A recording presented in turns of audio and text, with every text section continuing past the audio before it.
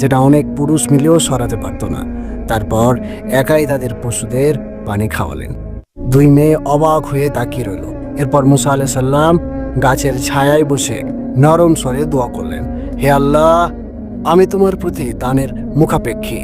মেয়েরা তাড়াতাড়ি ঘরে ফিরে গিয়ে পুরো ঘটনাটি বাবাকে জানালো।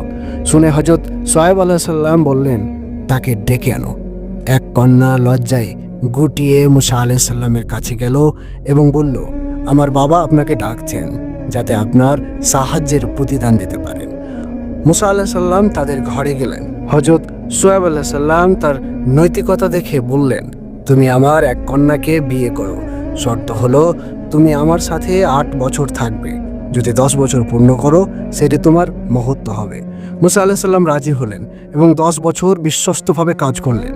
শুআয়ব আলাইহিস সালাম তার কথা মতো তার এক কন্যাকে নবীর সাথে বিয়ে দিয়ে দিলেন। সেই 10 বছর পর জীবনের এক নতুন অধ্যায় শুরু হলো হযরতে মুসা আলাইহিস সালামের। পথে আল্লাহ তাআলা তাকে নবুয়তি দান করলেন, আরো দিলেন সাপ ও হাতের মুজিজা। সুবহানাল্লাহ।